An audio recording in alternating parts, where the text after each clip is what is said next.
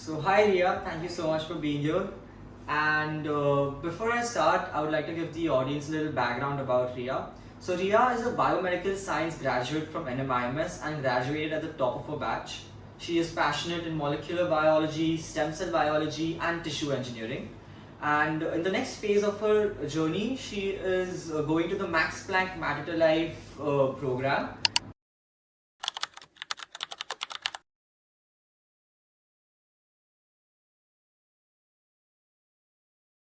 And it is a fully funded, extremely selective, integrated master's and PhD program, which is highly research oriented.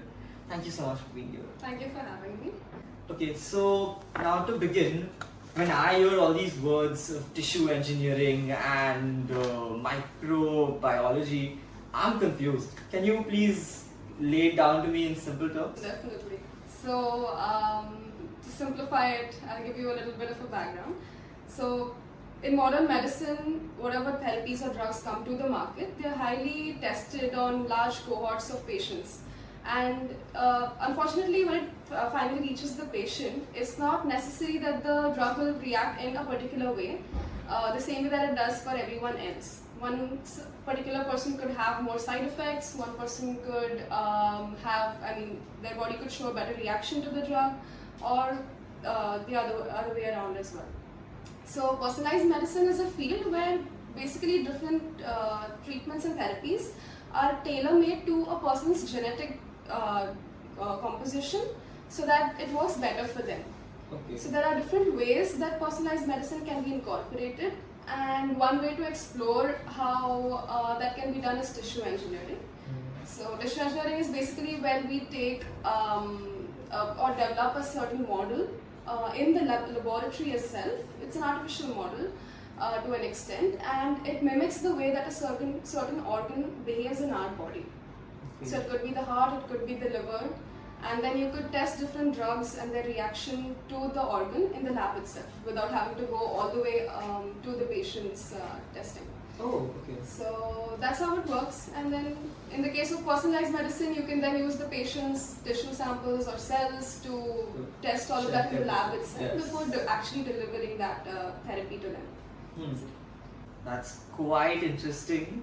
So, if you don't mind, can I ask what made you so passionate about all this, about stem cell engineering and tissue engineering and biology and biomedical sciences?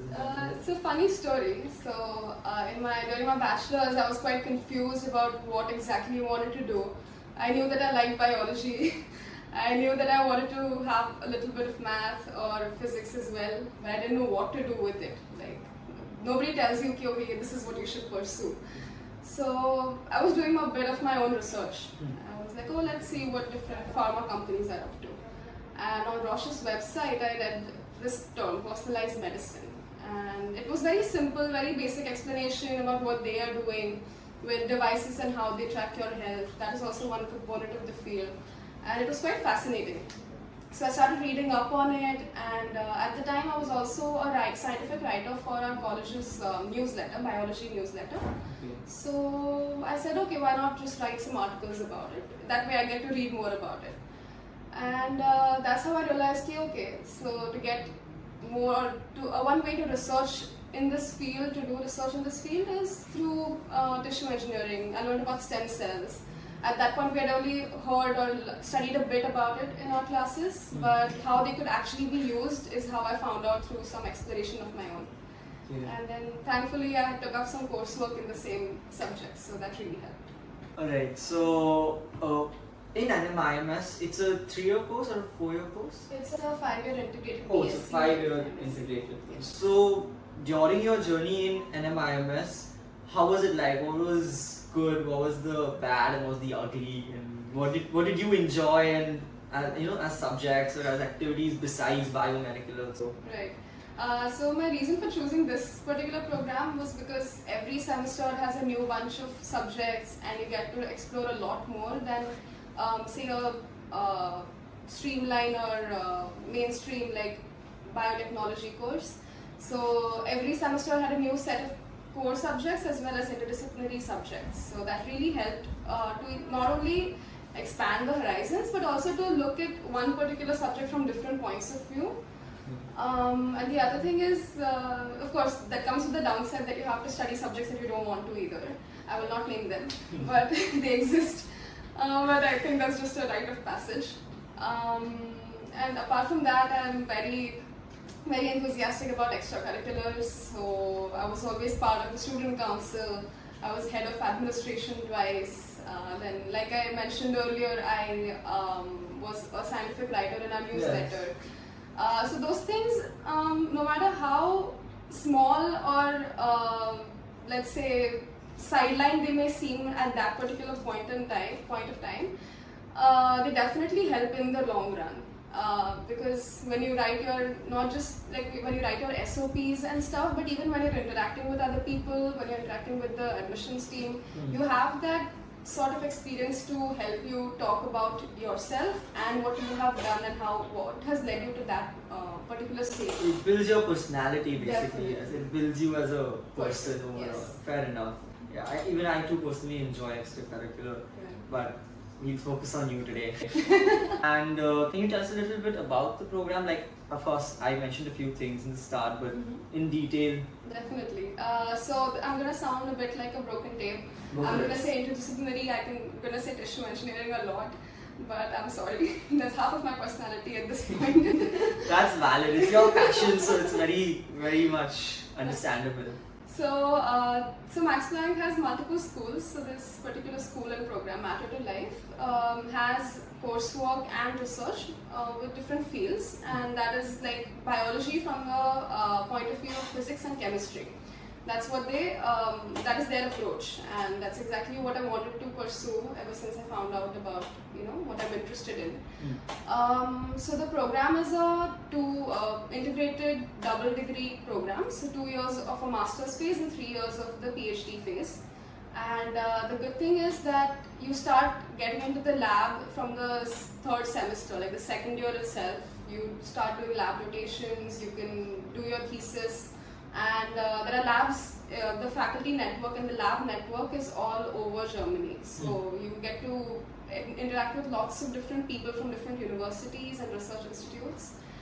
So that's basically in a nutshell what the program is about. That's really interesting. Like, honestly, that's really cool. So, correct me if I'm wrong, but Germany in general also is really developed when it comes to medicine and when it comes to all of this kind of stuff, right? Definitely. So, in general, like we already know, Germany, Switzerland, these countries already have well-established pharmaceutical industries. In addition, they also have good biotech startups which are exploring. They're super big on research, basically. So they have a lot of startups that do work in this field.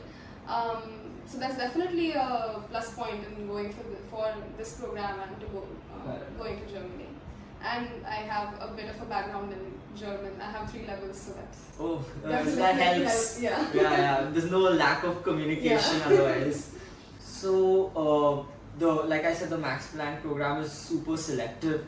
So I'm sure you must have had a solid application, must have done some researches or some projects or something. So can you tell us more about STEM related projects that you might have done? Definitely. So I haven't had any STEM cell related projects as such, but I have worked in a cell and tissue engineering laboratory. So I worked at IIT Mumbai for almost 2 years, starting with my master's thesis project, and then I continued working on the project even after graduation.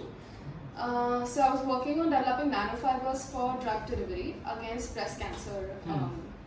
So that was my main project, and I've been working on it for so long, and I mean it's almost come to a completion. But it's basically like a drug release system that will help bring the breast control mass under control. That's what we're working on. So I recently had a relative of mine who suffered from breast cancer. So this is something that really connects with me as well. So your drug release method basically is going to per se increase the efficiency of the medicine, or is it going to make sure that more of the medicine just goes to the cancer cell rather than with the same amount of efficiency? Like, how does it work? That's a very interesting question. So what happens is, so what we're developing is nanofibers. So they're basically like fibers or threads which have a nanoscale diameter. So if you imagine like a cube, it has 6 faces. Yeah. Yeah. Sorry. That's okay. You're doing biology. You don't need to know how cubes are. It's been a long time since I did geometry. Yeah, that's okay. So a cube has 6 faces, and then you cut it up, and then you have those many more faces exposed to the outside. So you have the same mass that makes the cube, and then when you cut it up into smaller dimensions or pieces, you have a larger surface area exposed to the outside. Right. So in the same case, when we take like a drug, if we deliver it in one bolus or one singular mass, the amount that will be and interacting with the rest of the body and getting released is far lesser than if you have something like nanofibers or nanoparticles, where small amounts get released over a long period of time. So in the bolus or the singular mass kind of administration, you can have an excess of drug reaching the patient and the rest of the body, and that can cause side effects. Yeah. So with nanoparticles or nanofibers or any localized treatment, what you do is you take your developed technology and you place it right next to the breast tumor mass, wherever the cells are proliferating a lot. So the drug reaching the rest of the body is minimized to a large extent, so side effects get reduced, and then the drug can be released over a long period of time till the mass is finally taken care of. That is really good. Hats off to you to do such research. So as a student in like translational medicine, what are the qualities that one requires? Like for example, I'm pretty sure there's going to be a lot of viewers who probably want to pursue this, who are probably still confused about what they want to do. So if you could tell them what the qualities are, or what the drawbacks are, like the good and the bad, of pursuing translational medicine, and what is required and not required. Yeah. So there are, I think, multiple things. One would be you try to find out what you're actually interested in, because even if you feel like some field is really cool or sounds cool, and once you start doing it, you figure out, nahi, isme maza nahi aaya, then you're fair enough. You're in big trouble. Yes. So, which is also fine if it happens later, but feel free to explore. Now is the time to explore. Find out what interests you. Even if something sounds cool, that's also fine. Try to dig deep into it. Talk to people who are in the field. Find out about what's good, what's bad in the field, like he just asked me. That's so find out what you're interested in, what you want to pursue. Then try to do different internships, even if they are short term, even if they are say online, if they are just even the tiniest of you understand what you're in for in the future. Yeah, definitely. Like once you start doing it yourself, you realize ki, okay, this is good, this is not bad. I like this, but maybe a bit more of this with a little less of this. I don't know, like little less of admin work, little more of writing, and whatever it is. So it'll, no matter what field, I think internships, other experiences, extracurriculars will definitely help. Talk to people. Just interacting will not only help you understand more about yourself, but it will develop your confidence when it comes to talking to other people outside your field too as well. Fair enough, yes. So you keep learning about new things in the field. Sorry, there was one more question that you asked. Yeah, so what I asked is like with this only, I mean you answer almost everything. And now if you can speak more specifically about the medical field and translational medicine, and right. if someone's planning to pursue that, then what are the qualities required? Right. So develop your laboratory skills at a high school level. That's still quite early, but even when you're studying in your undergraduate years, or if you're doing a graduate program, that even in your graduate studies, whenever you're learning new lab techniques, they're going to help you a lot. Like even the principles of what you're doing in the lab, different experiments, how they are done, why they are done, they'll really help you in the long run. So lab skills are extremely important. You need to develop like a research acumen, where you take like a research question and try to study more about it, try to answer it in different ways. You will develop as you get more hands-on experience. I'm still developing it. So it'll take time. And I'll say be a little perseverant. Because especially in my field where biology is involved, things can tend to move very slowly. So just stick to your questions, stick to your work, and it will be fine. And don't forget to enjoy outside of work and lab and studies, please. Go have fun. This is only one part of this thing. But whatever you're doing in your lab or your studies, just do it with your whole heart. And once you're dedicated, I think especially in STEM, it really helps out a lot. Okay, so I'm sure whatever you're doing in biology and whatever you're doing in your research is going to make a huge impact in society, and I'm sure it's going to change a lot of things. But what are you personally, what are the challenges that you personally want to overcome that are motivating you into this field and that are motivating you into making changes? So like I already spoke about personalized medicine, that is definitely one aspect of it, where what if you find out how a patient is going to react to a certain drug or a therapy beforehand? So even if there are any adverse side effects, you find out beforehand and you don't go ahead with you choose a different alternative. Or if you can even model, say, a disease and in the laboratory and learn how it works, learn what the tiny details of it are, and that's how you can develop technologies just to deal with it. So that's something that my particular area of interest, which is tissue engineering, will definitely help cover.